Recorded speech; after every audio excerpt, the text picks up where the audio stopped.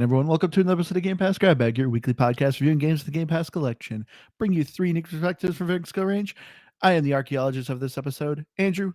With me, the one who can never keep track of time, Keith. And with us, the one who would easily get lost to a dig site, Liz. Hey guys. And this week, we had a listener request. So thank you so much, Beak Nasty, for recommending that we play Rise of the Tomb Raider by Crystal Dynamics. Rise of the Tomb Raider is a third-person action Metroidvania game where you are playing Lara Croft, this is now the second game of the trilogy. And we played the first one in our first year of this podcast, what was that, Liz? You looked it up? February 26, 2019 is when it aired. I can't believe we haven't picked up these games since. But yeah, so when he recommended that we check out Tomb Raider, I was like, you know what? It's actually been a very long time, so let's do this. But yeah, this is the second game in Lara Croft's story of after the first game where she crashes on an island and discovers that there's mysteries going on. You know, she starts to become the Tomb Raider. But quick shout out to our sponsor, Magic Mind, for this episode. Thank you so much, Magic Mind. Go to magicmind.com/GameP and use our promo code GameP20. But let's get into this. Liz, you loved the first one. I think this was probably the first game you absolutely loved in this podcast. And so when I think so. Yeah, I was really excited to play this. I actually really loved the first one. And wasn't this game you weren't gonna have me record? No. Oh yes, yeah. And I was like, wait, you're playing that without me? Yeah. Well, if you're on our video or you see the video, Liz is very pregnant, so she will probably be out for a little bit. Oh, so yeah. This was going to be the start of it. Oh yeah. No, yeah, and I'll be here next week too, I think, right? Yeah. But yeah, it's definitely a game. I really enjoyed it. The first one, just for reference, I gave it a 93. Andrew, you gave the Tomb Raider that we played the first time, which it was just called Tomb Raider Definitive Edition. No. Yes. You gave it a 9, and Keith only gave it a 7. This is back when we didn't have really good scoring. We didn't say Gamer Pass, and we talked about, is it worth the price tag? Different times. Yeah, so definitely a game for me. And I mean, I have so many things to say. I'm just gonna give it a game. Man, so I think it's funny that you heard this go because it's a spoiler. It's kind of leading to now. Yeah, this is a definite game.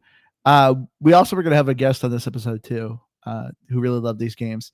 And I remember when I was talking about that, we were going to play this. Me and her, we played all of them, and we both were trying to figure out what the story was because I beat this game a long time ago, and they all kind of blend together, which is kind of a good and a bad thing. It's the only thing, like, this game doesn't have a great story. It's fine, but when you actually like look at it and pull it apart, there's so many plot holes in it and stuff. But you're not here for the story, you're here for the gameplay. It is a ton of fun, and it's just an adventure, and it's a great adventure.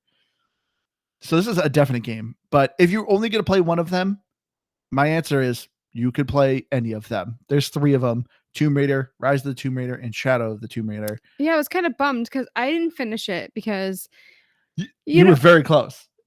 Oh, was I? No, the first one, yes. You're like an hour away from finishing. Oh no, this one. This one this week. No, this one you're probably about halfway. I wanted to do everything. I wanted to find the tombs. I wanted to do all the looting. I wanted to do everything, and so I asked you the ending, and you couldn't remember. And then I Googled it, and I kept getting different answers, and I'm like, what is going on here? So now I just don't know the ending. Thanks. I mean, you could play and find out. I know, but I knew I wasn't going to finish because I didn't want to rush it. You know, I know the probability of me going back to a game is very minimal. And then me going back to a game, finishing it, and then also doing way more after is like, I mean, come on. Non-existent. Yeah. I don't think you've ever done that for a game since. No, wait, I think there was one. Maybe, yeah, Mass Effect 1. You beat it and actually started a new game. Oh, yeah. Yeah, I did. But besides that, yeah. Unless you count Stardew Valley, but you were just playing that before the podcast. Yeah, and there's no ending to Stardew, really. You just keep going.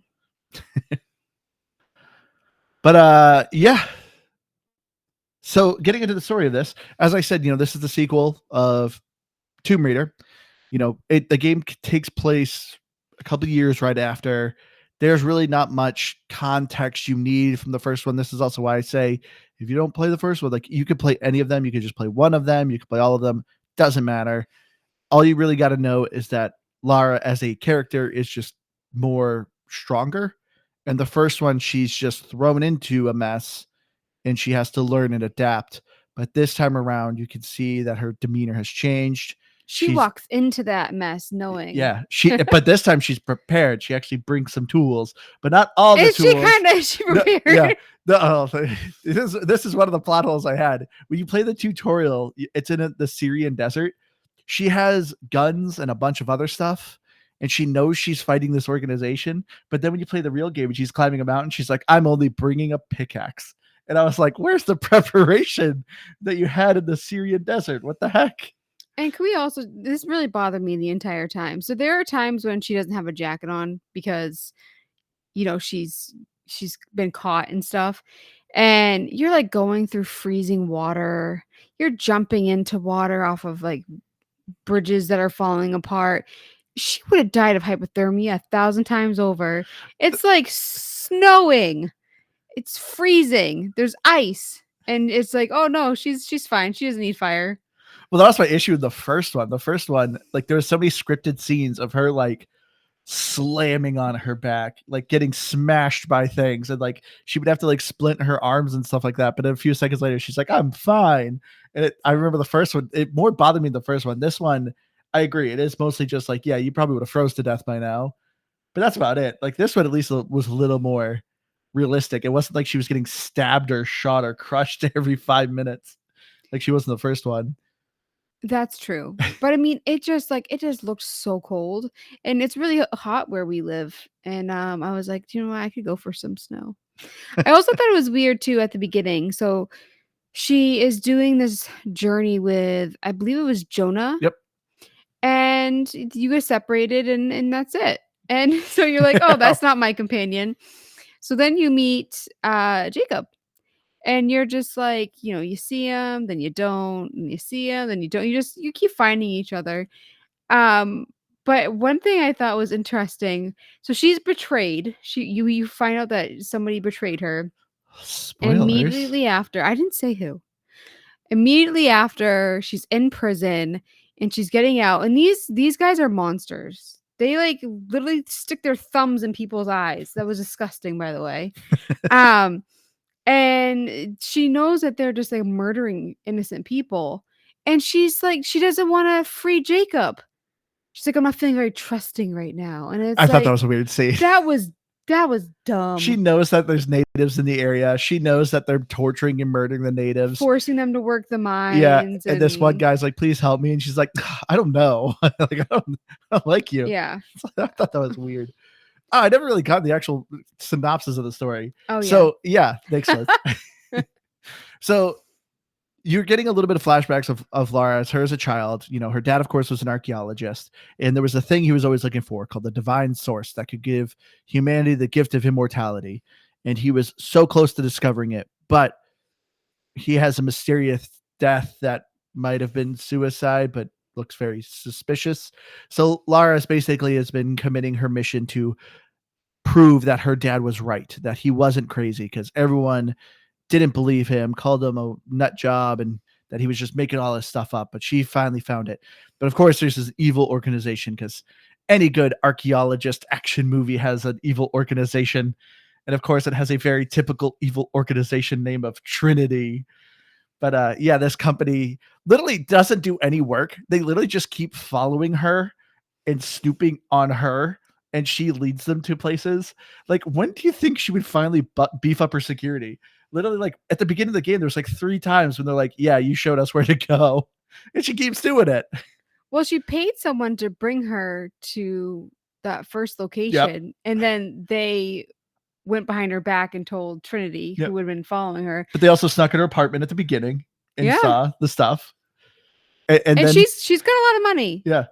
And then when she finds the tomb, she's like, "Hey, it's not here; it's somewhere else." And it ends up giving them a book that shows them the location. And it's just like, man, girl, like the people, like you need to have a little more security here. Like these people literally just keep following your footsteps. But yeah, this is the other thing too. I remember growing up, like with Indiana Jones, I always thought archaeologist was like the coolest job ever. And then same with Tomb Raider here. And then I was like, you know what? And always these movies always paint him as like super famous and rich. Can you name a single archaeologist?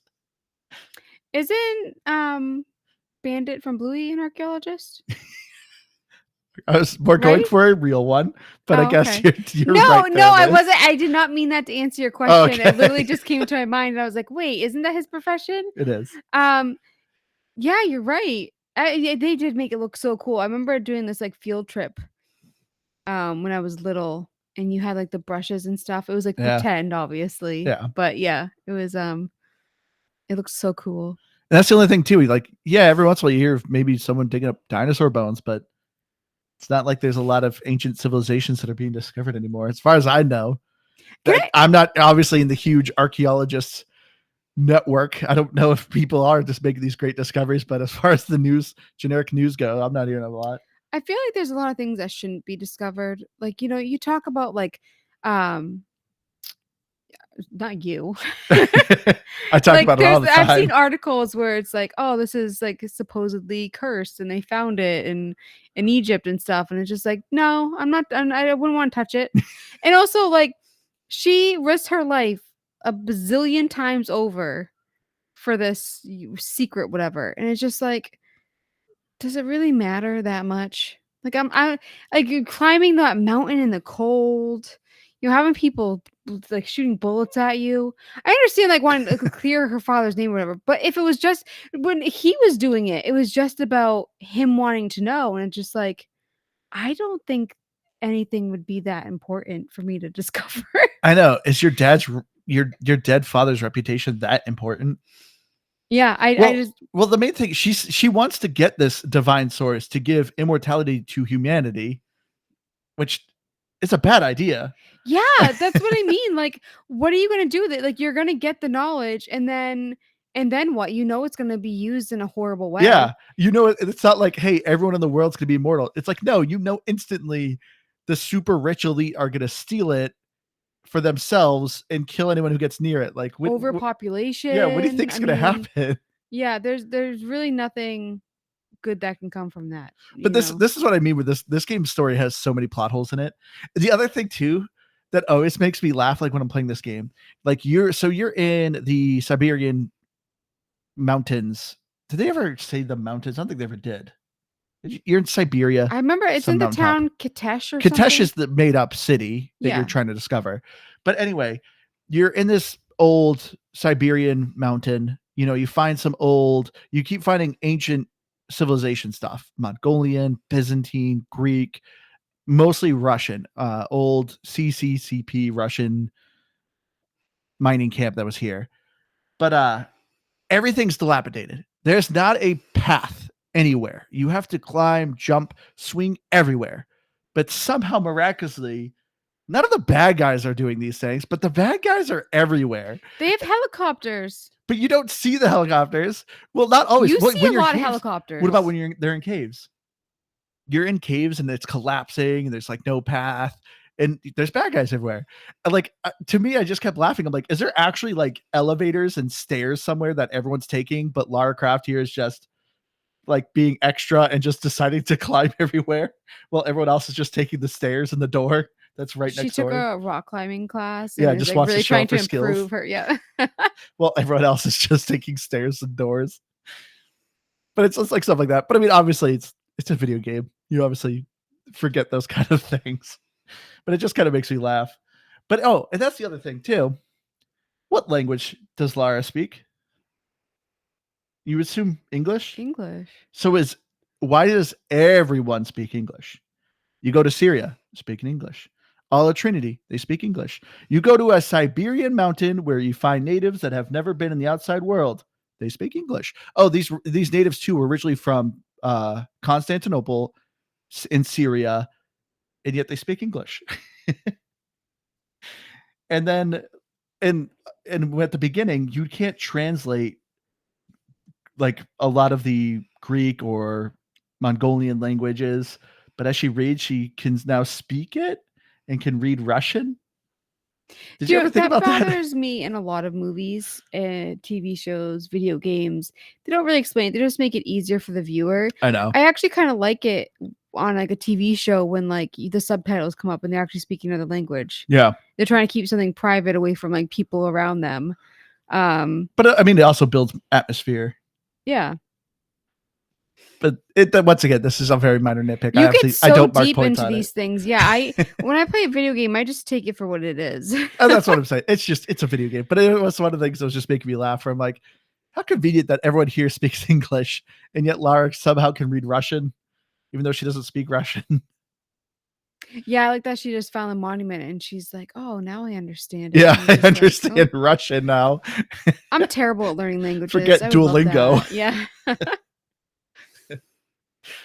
But yeah, so the story is so generic, but it's not bad. I think the cutscenes actually made it good though. Like I felt like there was a perfect amount of cutscenes, and then it was kind of like with Hellblade, where sometimes I was like, "Wait, am I going? Is it my turn?" Um, Obviously, I think Hellblade did a better job making it look more fluid, but there were times where I was just like, "Oh yeah, I'm supposed to be running now," and I eventually did catch on. But yeah, I think that cutscenes actually made it more interesting. And same with like when you're finding the relics and you're finding out what happened to like the miners back in the day and Yeah. stuff. And I actually wanted to listen to those. And I feel like, when it comes to storytelling, if I'm not like just hitting B and skipping those, then it actually is pretty interesting. Um, and which it's so weird. And this goes into like music and stuff.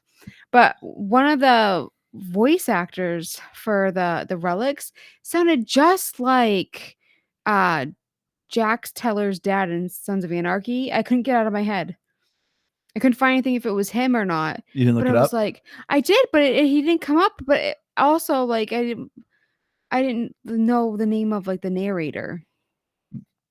But it was like it was really weird and trippy because I kept thinking of SOA the entire time. Uh oh, there's a point you brought up. I was going to mention something of.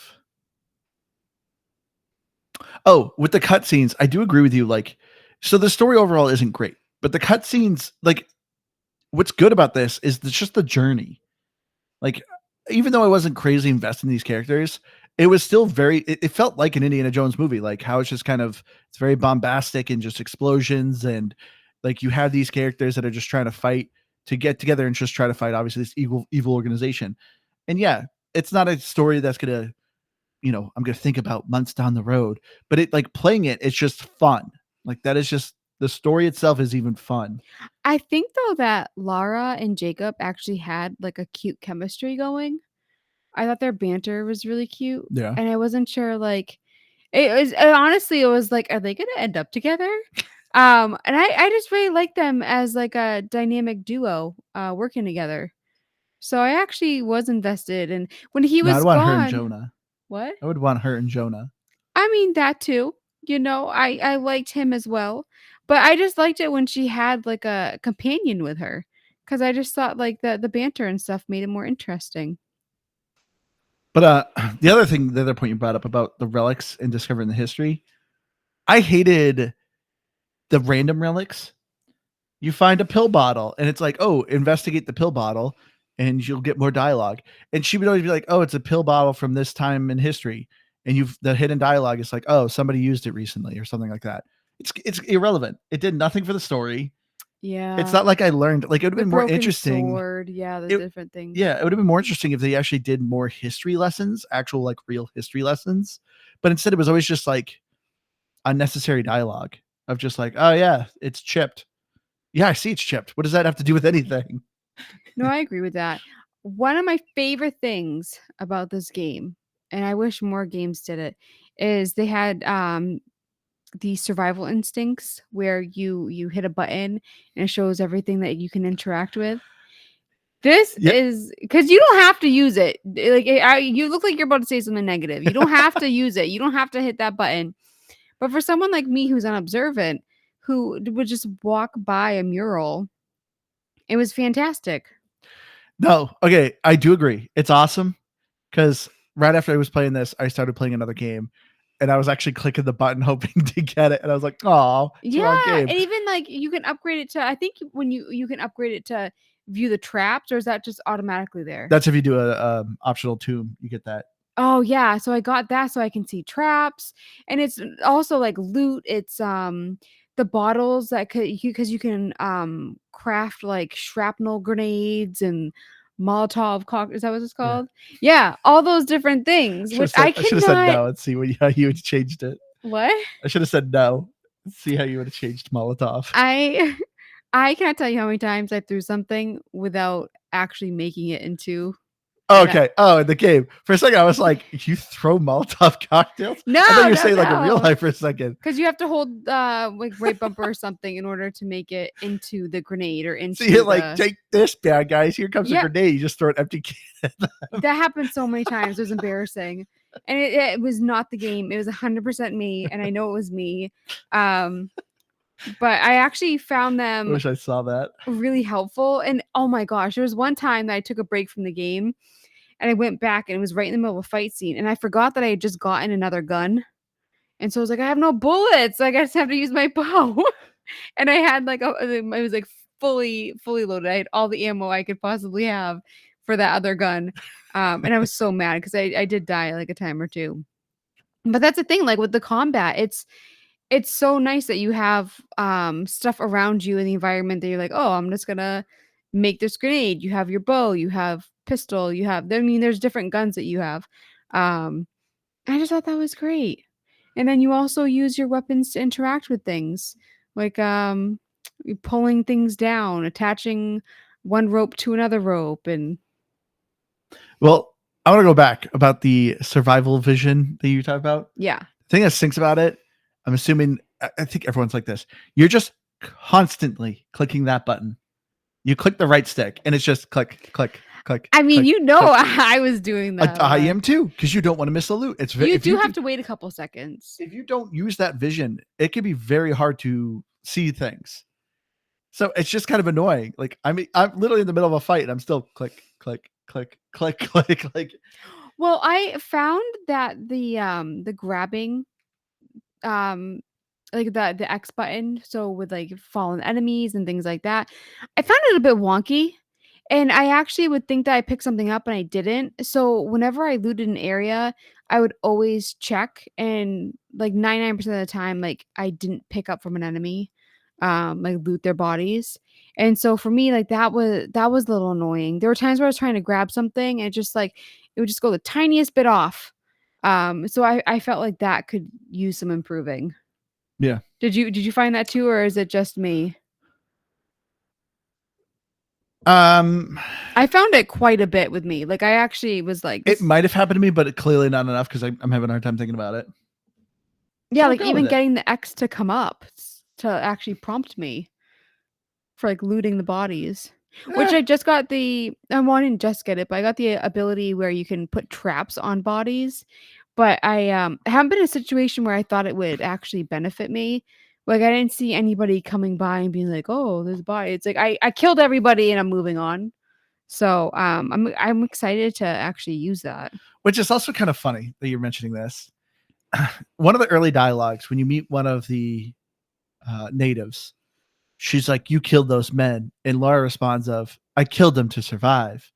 It's like, but now you're making booby traps on dead bodies. Like you're not surviving now. You're just kind of like being a masochist and murdering people in grotesque ways. And No, no, because you know that they're going to kill you and they're gonna kill the native people and stuff. Like you know that they're monsters.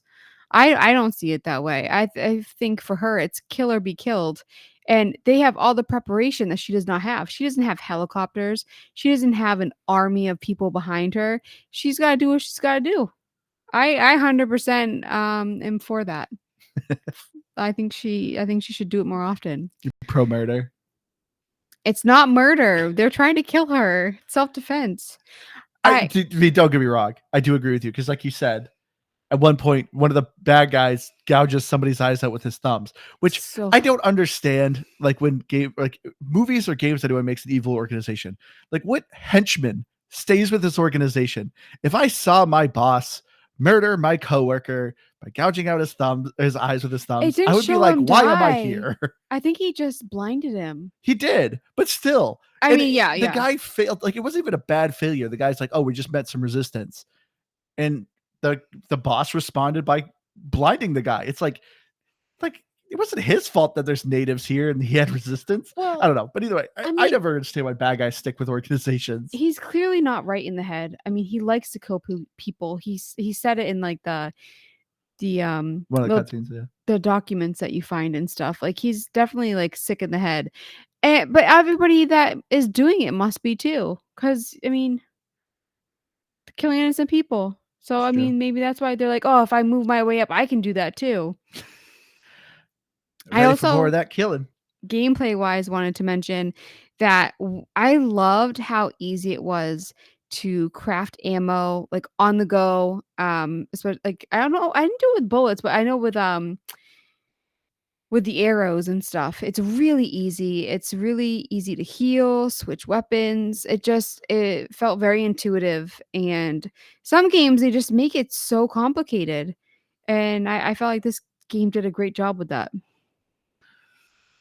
I mean, the only thing that kind of stinks, I was never short on ammo or anything. Were you? No, but I played on I don't know if it was the easiest difficulty or the second, but I played on easier difficulty. I played like the second hardest. But it's like Oh, yeah, 'cause I there's so many plants and like the mushrooms and stuff, and I'm like, I'm full. I don't need them. I'm kind of. Do you think this game would be better if it was more survival based? A little bit, cause I mean, even with like the hypothermia aspect and stuff, I feel like they could have not that I like this in games, but they could have added like making a fire. Cause I mean, you're collecting wood and stuff anyways, but it's the same with like the animals. Like you're getting the hides to improve your equipment and stuff. And But no meat, but no I just food. felt like I didn't need it. Yeah, those wolves were annoying. Yeah. I want ugh. But yeah, I just I felt like it could have had more of a survival element, but at the same time, I don't really like having to worry about that. I know that's So, kind of what I'm thinking too. yeah, it's like, It do would I be a wanna very have to different feed game. her and keep her alive? Like, I don't know. But it'd be cool if they had a hardcore mode and you had to do that. That'd be a very different game. And I feel like that'd be kind of a fun replay. Yeah. I also think too, like, with the hunting of the animals and stuff, that kinda surprised me. I don't know why. I was obviously very bad at it, but There's I so many actually animals I too. know. I love But a war's going on and there's just bunnies and deers everywhere. was also confused too, because so you have, like, the pickaxe things, and, you can't use those in combat, right? Yeah, again, I could not figure out I could like, at the beginning, I tried doing melee, I could not figure it out. press B to dodge, Y to melee. Oh, yeah, see, like, I guess I wasn't paying attention. But anyways, you get a knife later on. There were times where I would get cornered and I'd be like, "Crap, he's like, they're too close for me to use my bow." But then I got, like, the guns and stuff, but Oh my gosh. That reminds me, this is another plot hole thing that also irritated me. oh, geez. So when you start the game, obviously you lose some of your equipment, and so you have to craft a bow. So you basically have a bow and your pickaxes. Right away, you're fighting guys with guns. Why didn't you pick up their guns? There's no reason. I Like thought that you too! have to wait till you find a gun on a counter somewhere to be like, this gun is now mine. It's like you've just and same with the knife. Like I bet the dozens of guys that you've already killed, one of them had a knife on them. Like, why did you have to wait? Probably what 4 or 5 hours into the game till you finally got the knife, and it's just like you could have got a knife from somebody. You could have crafted a knife way Yeah, earlier. it took a long time. Well, I wanted to ask you, I mean, they weren't, like, crazy puzzles, but there were, like, a couple The puzzle puzzles in the tombs, games. Yeah, and yeah. also, like, throughout, like, just, like, the main story of, like, figuring out, like, "Oh, I need to, like, hike this up and then cut the rope," and what do you think of them? Do you think they were too easy? Did you like them? I love the puzzle tombs. They are a ton of fun. Um, they're not very tricky either, but they're just fun. Like they're not even so much puzzles as they more are about observation. Yeah. And so that's why I never thought they were too hard. They were cool. I like that it kinda, like, broke up the game a little Yeah. bit, and you could do however much you wanted and then go back to the game. Same with, like, one thing, though, there's one area where, for the life of me, I could not get this relic, and it was on something that was swinging, and it was driving me nuts, like, it was on my map, and then I Googled it, and it turned out that I didn't have the equipment yet. Yeah. So I didn't realize, like, you had to go back eventually, which, I mean, the rest That's what sites. Metroidvania is. Yeah, which I didn't realize that. So, like, with the fires, you can go back to other areas and stuff, but I was so annoyed at how much time I spent on it, and then I was like, "See, this is why, like, Liz uses YouTube videos. I would have saved so much time." But yeah, no, the puzzle tombs are a lot of fun. Like I said, they're mostly just about focus. And if you're like me, sometimes you can have a hard time focusing. So thank you so much to our wonderful sponsor, Magic Mind, who introducing me to their product, Magic Mind. Magic Mind is a 2-ounce shot mental performance booster where, you can take it with your coffee. You could take it even without your coffee. It just has it helps you focus. It helps you stay alert, and it helps you beat procrastination. I've been working third shift recently. I am always tired. I'm always drinking coffee. And if you are like me and you drink a lot of coffee, the thing that is awful about coffee is if you don't drink coffee, you feel miserable. That is very true. I get very grumpy too. But the great thing with Magic Mind is that you do not feel dependent on it. I've been taking it out for a month, and there's some days where I'm like, you know what? I don't have anything to do today. I'm just going to the park with my daughter. I don't think I'm going to take my Magic Mind today. And guess what? I felt fine. No headache, no crash, no like jitteriness or any like sort of, I don't know, like unnecessary side effects of not taking it. It's great. So if there's a day where I feel like, oh, I need to get a lot done, I have a lot on my task, boom, take my Magic Ship Mind. It's just 2 ounces. You can drink it super quick. And I usually feel it within an hour. Within an hour, I'm bopping around and doing all my stuff.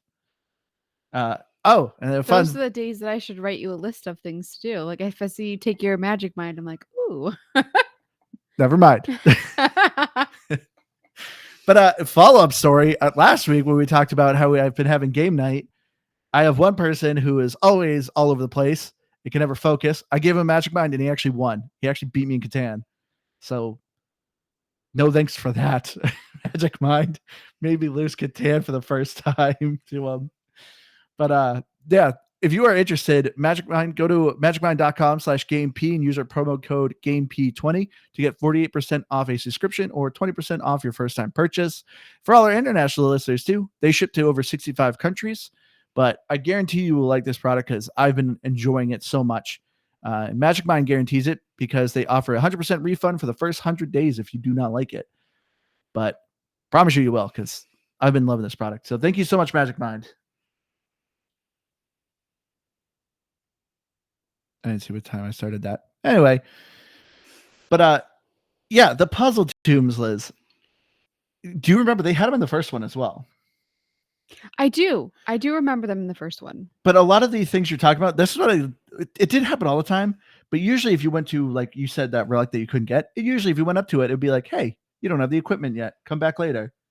I did hear her say that, like, quite a few times, but not at that one particular thing that I was trying to get. But I also find that very helpful with the game. I appreciated that.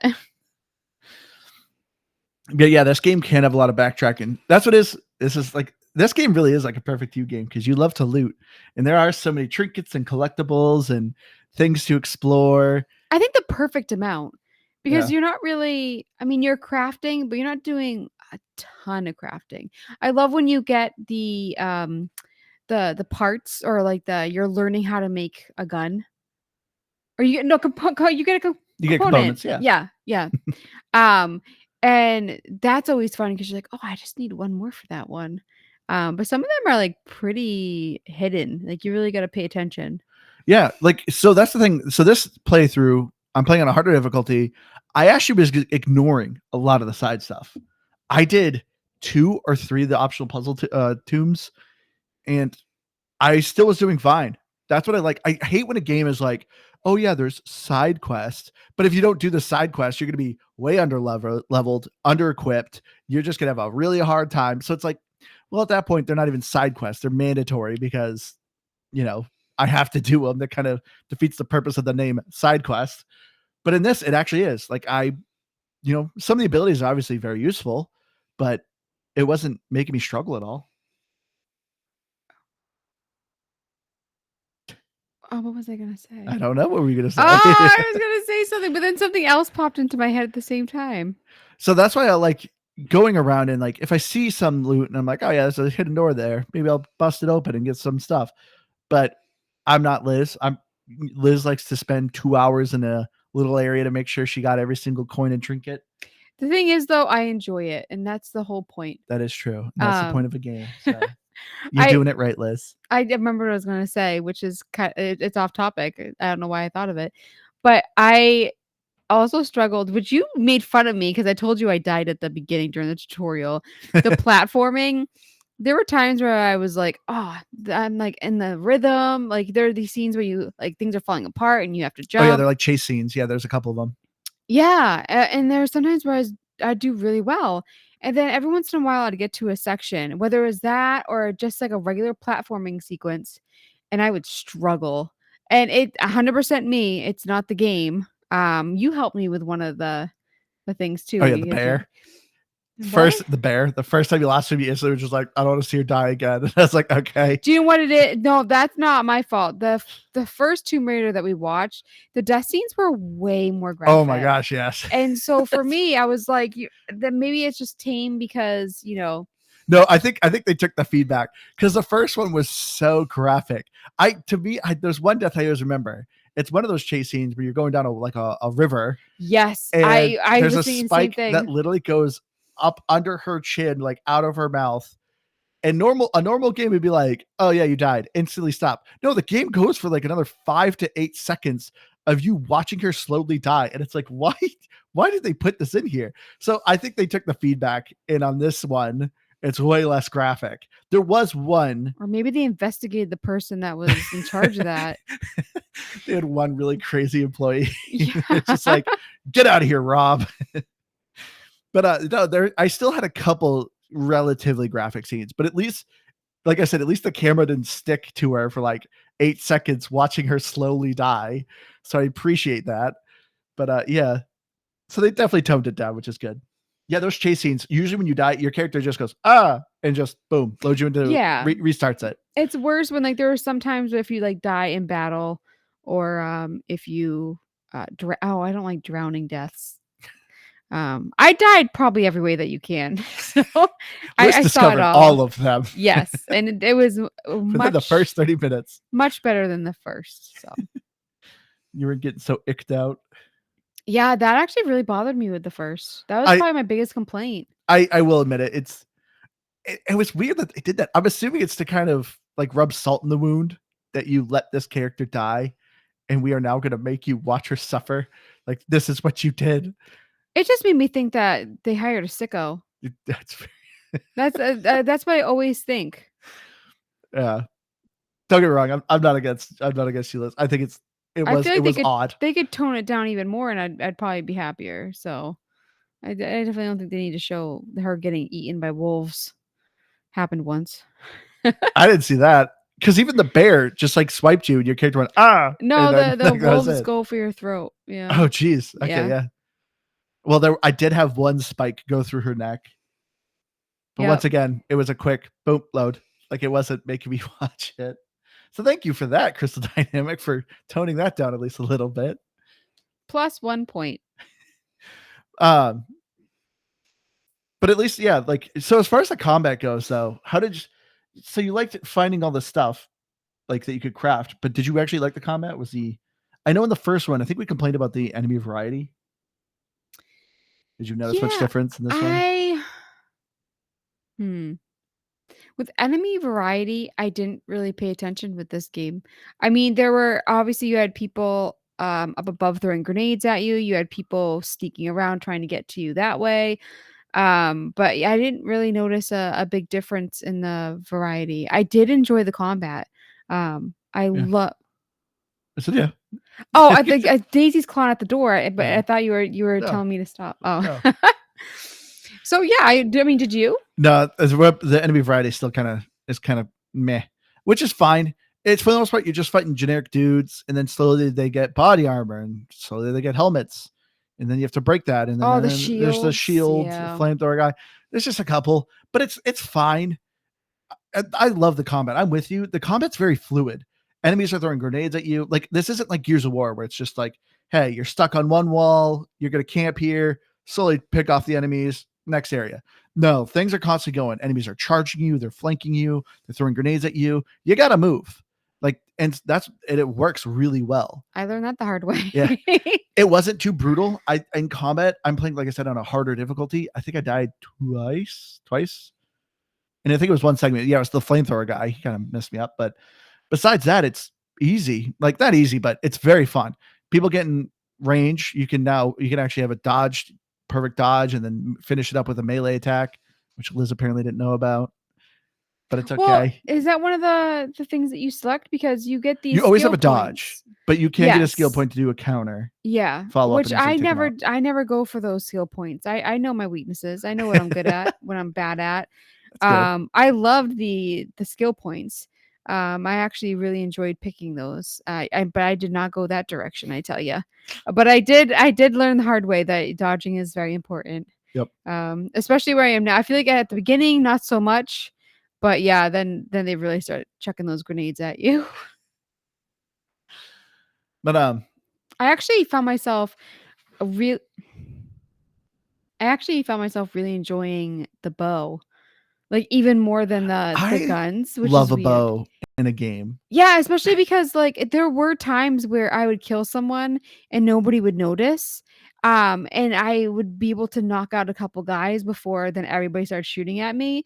And there's nothing like that, like when you're actually doing like the sneaking and stuff and it's going well. But there are, of course, times where I shot someone and it was just like the wrong moment and somebody saw, kind of thing. So yeah, I think that was my favorite weapon. Obviously, with the guns and stuff, sometimes it's just easier to blast. But fun wise, I'd say the bow. Yeah, like I said, whatever reason in a video game, if it has a bow, I'm like, yeah. In reality, it's probably not the most practical weapon to be bringing into like a war scenario. But actually, well, I always thought that, but I actually saw a YouTube video of like different arrowheads a bows can have that can actually pierce a riot shield. And I was like, no, I didn't even think like bullets could do that, but there's actually like arrowheads that can actually do that. So maybe you could bring it into war. But yeah, the bow is just a ton of fun. The guns are fine. You have the same types of guns in the first one. You have the pistol, you have some type of machine gun, and some type of shotgun. You of course can have like different variations of them. You want like a slower shooting revolver or a faster machine pistol. So you can kind of mix up the gameplay with it, but at the end of the day, you're just blasting dudes. So that's the bow and arrow. Oh my gosh. I forgot too. The poison arrow is the most super effective. I know. I stopped using it after the beginning. Oh, because most people don't have gas mask. So every once in a while you get a big beefy guy in armor, and I'm just like, gas, you're dead. That was easy. Ah, man, I never wait. Oh, I always forgot how to switch the type of arrow. Yeah, in right trigger and then right bumper. When you get fire arrows, you press up on the D pad to select them. Oh, you hit it twice? Yes. Like to get to the bow and arrow and then to get to yeah. Oh, okay. That's why I didn't use it, because I knew that they were there, but I was like, oh, maybe I'll just use them when I run out of arrows, regular arrows, but then I never did. Should we tell her to stop? Gosh, yeah.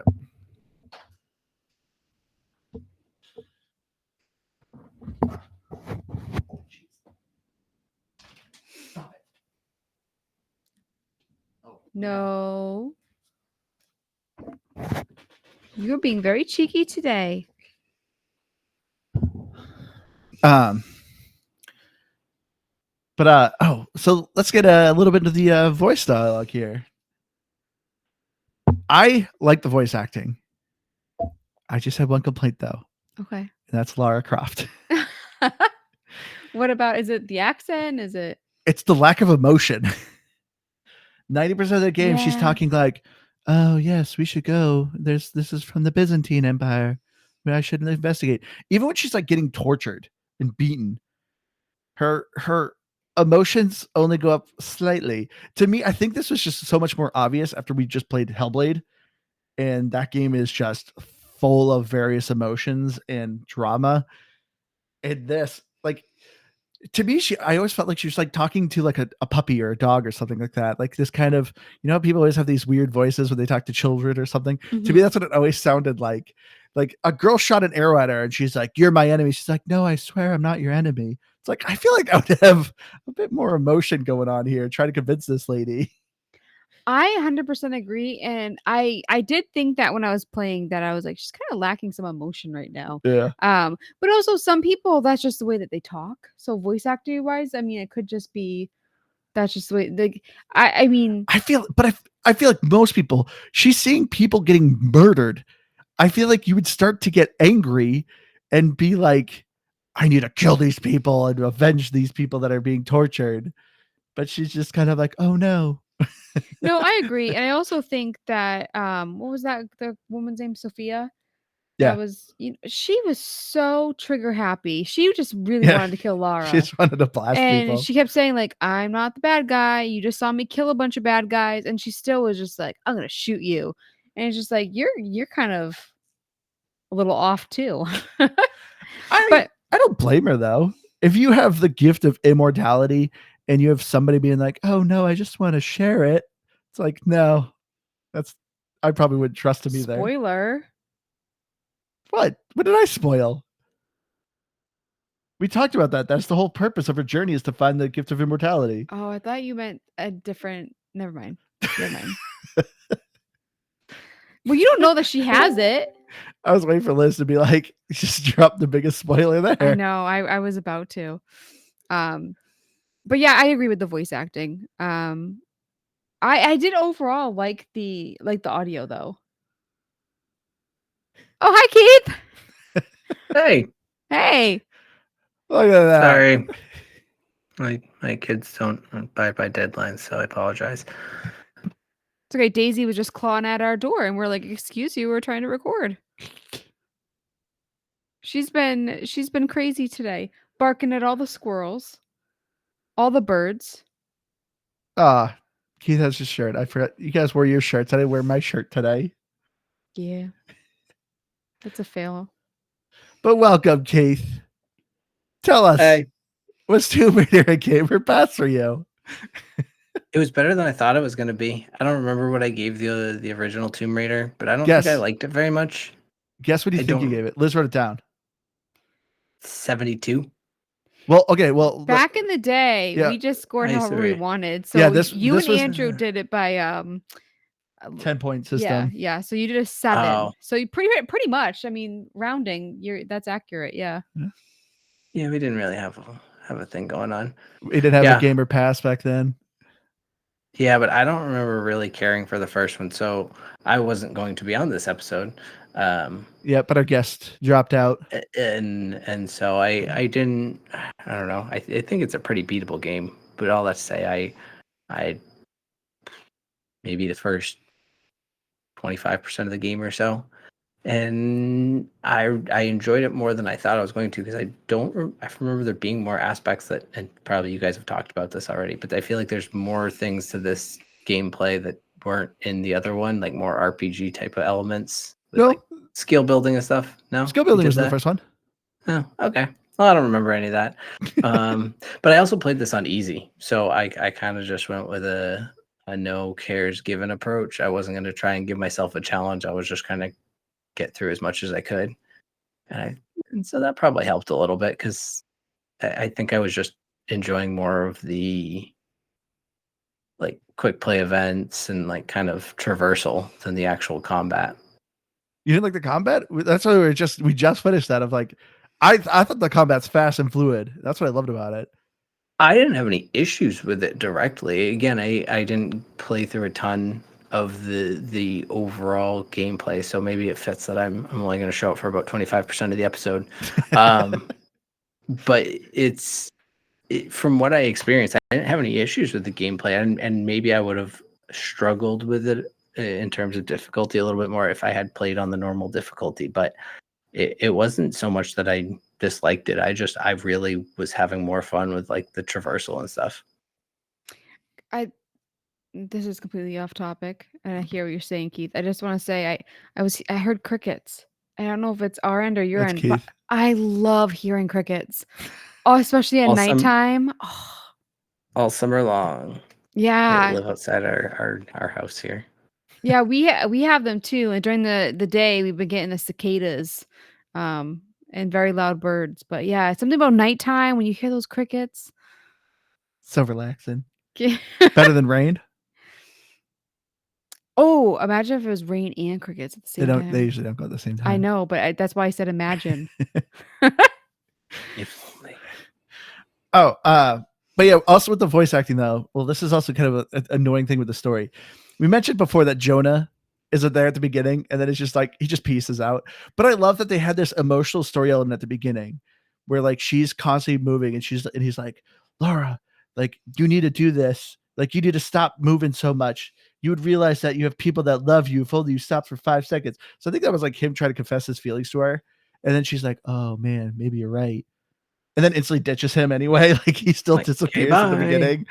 Yeah, she's like, "Don't follow me anymore. Just go home." I also Like, like all right. that you so when you talk about this game, you go from like Lara to Laura. And why is Lara so hard to say? I don't know because I feel like an uncommon name. I know, but it's just like it is like harder to say. It's weird. Lara. I don't Doesn't know. roll off the tongue as well. Yeah, but I gotta say, as far as the other voice acting go, I liked. I think it's weird. The villains had more depth of emotions than Lara did. Yeah, I found the main antagonist. I looked up. I forget. Constantine. I thought it was pronounced something like a little different, but it's spelled like Constantine. Constantine. Oh, it is Constantine. It's spelled different. I thought he was really interesting. Oh my gosh, Daisy just tickled my foot. um, yeah, I'm very scatterbrained now. I like it hit 9:30, and I'm like, woo. Took a magic mind. I know I didn't take a magic mind. But yeah, I found his character really interesting, and I really want to know more of his backstory too, because it's weird how he seems to have genuine feelings or like emotions towards a character that I can't say because it's a spoiler. But Like incesty. I was getting little incest vibes that were kind of well, when weird. he said, I thought he did say sister, but I thought it was like Yeah, that's sister sister. of Trinity. No, I'm pretty sure they're brother and sister. Okay, so Constantine's the bad guy, right? They were, Yes. yeah, they were a little too nice to each other then. Yeah. Did I you mean, get- they never kiss, but they definitely are a little close. I know, but they gave more romantic vibes Yeah. to me than a brother and a sister. Yeah. That's why I thought it was like what they just called each other in Trinity. But yeah, oh, that makes it weird. Never mind. Scratch that. Gross now. Well, it's not like this character was improving for you. Me is the bad guy. I know. So I said earlier that I had trouble finding out the ending because it kept saying different things online. But I was like, usually at the end of a video game, the bad guy dies. I have no idea if he dies. That's not a spoiler. But I'm like, I wonder how they would kill him in this game. Because these games can get pretty graphic. I'm like, how would he die? Do you remember? Or do you remember if he dies? I'm pretty sure. Once again, I can't remember if I am blending the second or the third. I remember the boss in the first one. The first one, you're in like a storm on top of the mountain. That one I remember. But I think it's this one because in the third one, you fight with a bunch of like indigenous cannibal people that are good. That are good? Yeah. Cannibals that are good. They might have not been cannibals, but it was implied that they're kind of crazy. Crazy and cannibals are two very different things. Are they? Yeah. But anyway, I mean, not to justify it, I always thought cannibalism typically went more in hand with like, it's not like they killed their own and just anybody who came along. It was like enemies typically. Not that makes it really much better, but like, I don't know. It's like, Also, if you eat you're gonna somebody kill a deer. alive versus, Well, I don't know. I guess it's like if you're gonna go hunting to kill an animal, don't just take the horns and leave it. If you're gonna kill it, use the whole thing. So Yeah, I know kill a that's person, use the whole thing. I don't know. that was usually the thought process of like indigenous tribes. I heard was their thought was killing and eating someone is you're gaining their strength. Well, that too.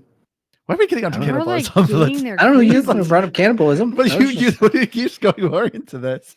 it was This just is the only thing I know about cannibalism. Well, I'm just thinking like graphically, this game is like it can be a little much with the death scenes, and now you're bringing cannibals I think into it's it. from what I remember. There is a crash of. I'll just edit this out for the audio. I'm pretty sure from what I remember, a helicopter crashes on him and crushes him, Oh, and he okay. I was and gonna it say a goes down big floors. explosion. Yeah, and it explodes too. Well, yeah. I mean, naturally, as helicopters do when they crash. Yeah, I think Anna's flying the helicopter, and you shoot the helicopter, and it crashes into him and crushes them all. Huh. That's what I think. Interesting. What about graphics? What did you guys think? This game is, to me, impressive. I liked it. Yes and no. That teeth.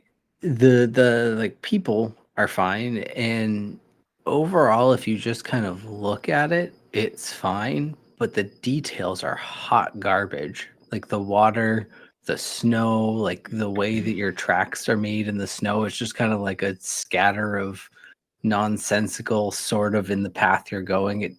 It doesn't look good. And that to me, I'm like, it almost ruins all of the other good graphics, but otherwise I do think it's good graphically. The eyes are fine, the teeth are fine. The only thing that irritated me is Lara's hair is always immaculate. That's a weird thing about like not to get into a whole subtangent of people getting mad about like female characters in video games not being hot enough and stuff like that. I don't want my characters to be overly attractive. Like they're saving the world. They don't need to also be the most attractive person in the world. That's too many things. Like pick a lane, stick to it. If I'm going to be a fashion game, then yes, make them attractive. But give me a normal, everyday, ugly The fashion person like games me. we play. Yeah, make it an everyday, ugly person like me that's saving the world. Feels more realistic that way. Also talk about how impractical her hair is. That's what I was talking about. Well, because it's always in a ponytail. No, but I mean, it doesn't show it in the game, but that would be constantly in her face and her eyes. Like her hair is like partially like too short. Yeah. So it doesn't fit in the ponytail. That would be awful in the windy Yeah. Yeah. Oh yeah, because Siberia, another fun little thing is for fun little added detail, when she gets out of the water, she does this little like thing where she dries out her hair. Yep. Oh, cool. That's semi-realistic. Like you have long hair, you probably do something along those lines. Except if you go in the water up to your ankles and then walk back out, she still does that as though. I didn't notice that. That's kind of funny. So, yeah. And that's what I'm saying. It's little things like that I'm like, it takes these really good graphics that they have, and it's like, kind of janky. I don't know. I had no issues with the environments because that's the thing too.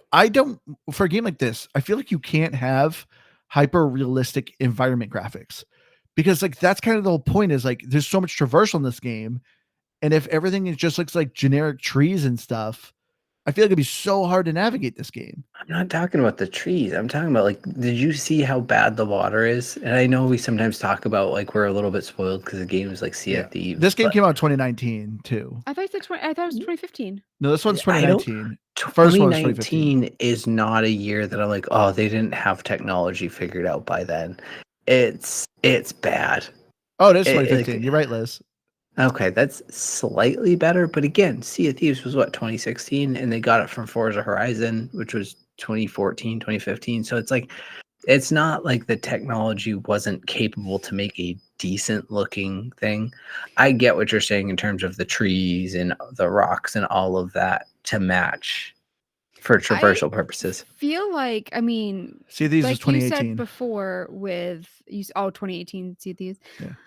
Water is such a big part of Sea of Thieves, though. And so for me, when there's a game where water isn't really like, I mean, obviously she falls into the water a lot, but there's so many components, and so like you have like the tombs, you have it nighttime, daytime. You have so many different elements going into it graphically, and also like the people and stuff versus like Sea of Thieves where they're more like cartoony.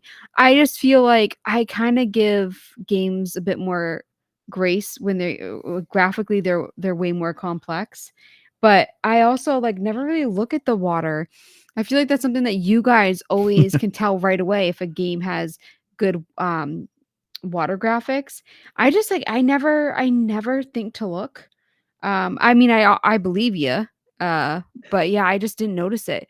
But I noticed that you guys mentioned that with a lot of games and I'm like I need to start paying attention to that. Because I feel like we have, like as Keith said, gotten so jaded with water. Well, and it's a weird nitpicky thing, and I think is. it kind of shows. I think it shows some of the finer details because it's something that kind of gets overlooked, and two, I think it is something that's a little more difficult to do. I mean, I suppose it is, but I just yeah, there's aspects of it that it just looks very like crystally, as it's just like shards falling, and Yeah. and the physics of the water is also really A little weird. wonky, yeah. But ultimately, it all kind of goes into it works for the gameplay because, like you said, the traversal. Like, yes, it doesn't make sense that I have to unleash water from here, and the water is constantly coming from up there, but that's not flooding the cavern anymore. But so we'll ignore that. But the point is, I had to hit that switch so I could go to the next part of the level. That's why it matters. Very video game. Yeah, it really is, and in a way, I think that's a little bit perfect Tomb Raider. Like, does Tomb Raider kind of almost make fun of itself a little bit in that way? Do you know what I'm saying? I Like, don't think so. I think it almost just like, knows what it is what I kind and of more get. that's probably more what it is. But I guess in some senses, I think they like take themselves lightly for it. Like, they don't try to hide things, I guess. Yeah. Because I mean, it's the same as like the story and stuff. Like, this is a very typical, like when you watch Indiana Jones, like they're just a fun popcorn kind of movie. Yeah, it's full of plot holes and stuff that doesn't make sense. But I mean, that's at the end of the day, like it's not meant to be hyper realistic. It's meant to just be fun. It's meant to be entertainment, and that's what it is. So that's why I don't think it's making fun of itself. I think it just knows what it is. Which I feel like that's not really like a big genre for like movies, video games, like the whole Indiana Jones, Yeah. Lara Croft. Like there really aren't a crazy amount coming out. No. But people love them. Well, they try to do PlayStation's oh my gosh, trying to blank on his singing name, Nathan Drake. But what was its name of it? Uncharted. Thank you, Keith. They try to start it up because Uncharted is essentially kind of the same thing of another kind of archaeologist, but that movie did not do well. So I don't think that series is continuing, or at least the TV series. Oh, I wanted to bring up something that I was very proud of. It's an achievement. The one you texted me? Yes, I texted Andrew. I was like, they made an achievement for me. It was like kill somebody or a certain amount of people by shooting them in the leg. I mean, well, I said the I don't know achievement how should have many said people- crotch because Yes. But I just like my aiming is can be quite terrible. And I was like, I'm glad that they had an achievement for that. Because there's somebody who has to work for that. Not me. Not me. I got that without even looking at I didn't look at the achievements. the achievements aren't that great. Yeah, and surprisingly, there's 2,250 gamer score that you can get out of 143 achievements. Yeah, because there's expansions. Andrew 675 with 46 achievements. Keith 65 with 7 achievements, and I'm at 120 with 13 achievements. So yeah, that's a lot. Yeah, there's 2 expansions. One of them I think is just mostly a time attack stuff. I do not care for time attack or score attack trial stuff. Like I played that in Resident Evil 2 and I was like when they do the mercenary modes and stuff like that, I don't care to do them. I don't have time to try to beat a high score of shooting people in the head. So yeah, there's a handful of achievements too that are just really hard. Like kill 5 enemies with 1 gas grenade. Most you usually see a group of 3. So it's really hard to gather up 5 people. I've been trying to do it this play around and I can't get it. It's annoying. But yeah, so the achievements are fine. So do you get more do you get more enemies if you are like playing on the higher difficulties? I'm not noticing they it. just- I'm playing on a harder difficulty, and I'm not noticing a more increase in enemies. I So feel like those are the types of achievements. There's like one specific spot they want you to do it. yeah, usually. But yeah. So as far as achievement hunters go, I probably wouldn't recommend this game. Time to beat, you're looking at about 13 hours. So it's a relatively hefty game. But like I said, I've mostly been just beelining it and not doing the optional stuff. And I'm pretty sure I'm about halfway through, and I've put 4 or 5 hours. Well, granted, this is my second playthrough as well. I put a lot more time into it this week than Andrew, and I am You're not as far as they. nope. And yeah, so you can make this a very hefty game if you Yeah. want. So Yeah, but the great thing, like I said, there is a lot of collectibles, and thank you, Crystal Dynamics, for making a great map. The map isn't like super detailed, like obviously there's hidden paths and stuff, but you at least see icons, and it even tells you, hey, you got 2 out of the 3 relics in this area. And like you can even see on the map, hey, there's a relic somewhere over here. Like, thank you. I hate when a game has you collect things and they don't help you out. That's just frustrating. But yeah, let's get into our final thoughts here. So Rise of the Tomb Raider, I very similar thoughts of the first one. I did not realize, yeah, this game only came out 2 years after the first one. So they clearly were working on this at the same time. But yeah, it's a fun, it's just this game is just fun. It's very fun. Combat's great. Traversal's fun. Stories, nothing to write home about, but it's still just a fun kind of popcorn flick kind of movie, like how it plays out. There's a lot of collectibles. The shooting's fast and fluid. The environment's pretty nice. You know, it's really cold, snowy tundra area. But yeah, if you're just looking for like this is just a fun change of pace. It's weird, like these third-person action games aren't, I feel like, are kind of going away. The most recent one was like Horizon on PlayStation, but even then, like, I don't know, this isn't much of a genre anymore. So definitely check it out. If you want to pick any of them, like I said, you could literally pick any of them or all of them. They all kind of blend in together. The first one is a bit more linear, still pretty open. This one has a bit more exploration. The third one is a way more kind of open world-ish. But for the most part, they all play about the same. So you can't go wrong with any of them. I'm going to give it the same thing I gave, I guess, the first one, which was 90, which Liz said at the beginning. Yeah, this is a fun game. And you really love these. I don't know. Maybe I've changed a little bit, because I do feel as though I enjoyed my time with Rise of the Tomb Raider more than, was it just Tomb Raider? Yep, First one we played? just Tomb Raider.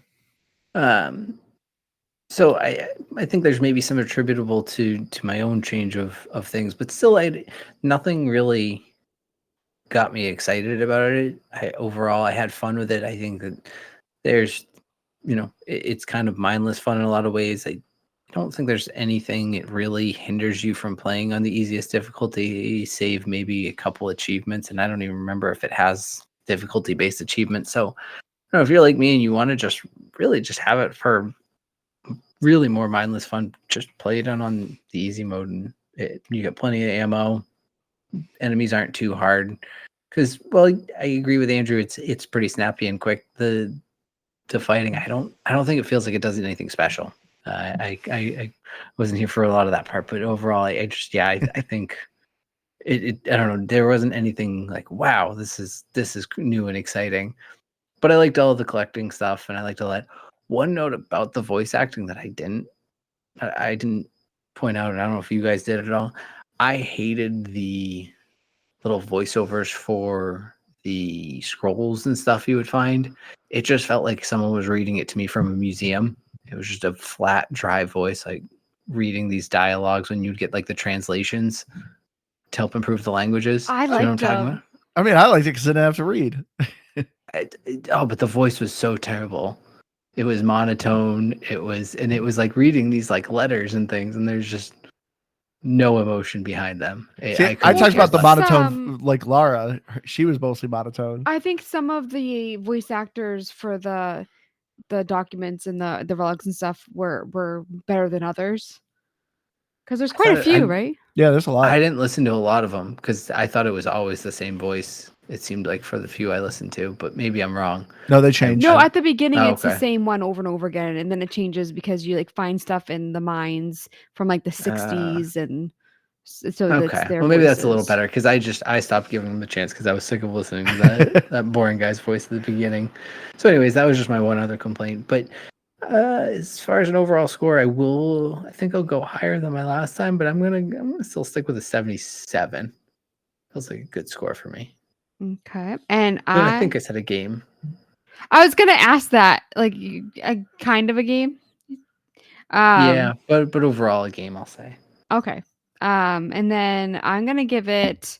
I gave the last one a 93. I'm gonna give this one a 94. Whoa. There's still some like little nitpicky things, but this is my jam. I love this type of game. And I was actually looking back at like some of the scores. Like Senua's Saga, Hellblade 2, I gave a 93. But for me, it's like it's not only about like the amazing graphics or like or the story. It's like it's also just like the fun factor, you know.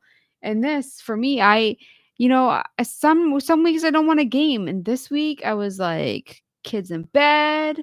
I'm gonna get my little protein shake, and I am gonna play the game. I gave you 2 weeks to play this game too. I know, and I didn't utilize the first week as much because I just wanted to do. You wanted to watch Will Trent. Yeah, and but our fourth and silent co-host is back. Did you see the score? No. Okay, you guys want? I assume 0. I'm guessing he probably would give this one a 1. 3. Oh, he did. Because I think the first Tomb Raider actually rated it decent too. He did the review in 2021. Oh, it's not indie, so that usually gets it at least a point or two. And he liked I think he said like the French voice actors were good, and whenever that happens, it's not a 0. Yeah. So. Yep. Those are big factors for him. Big factors. Yeah. You guys talked about like the gore of the game, and I think the other Tomb Raider was like this. It's very bizarre because it's not gory at all, but the death scenes are wildly horrific without we gore. talked about that they're less horrific in this one. Yeah. Well, but it's just in the sense of like there was the first chase sequence with the bear. It didn't give me the prompt to keep attacking him, so I stopped thinking it was going to a cutscene, and then he just bit my head. And if a giant grizzly bear just bit somebody's head, I would expect it to be a lot gorier than it was, but at the same time, it was very shocking because I was not. Yeah, and also, I mean, it makes you think like with all those videos of people going up to bears in the wild, being like, "Oh, I want a picture," and you're just like, "No, bears are terrifying." Yeah, like a lot of people don't understand that. I saw a grizzly bear in captivity, 1,300 pounds, and this thing was laying on its stomach, and it just took a coconut under its palm and just on its stomach, laying down. It wasn't standing. It didn't. Nope.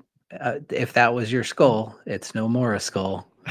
So I don't mess with bears. It's the same reason I don't get horses.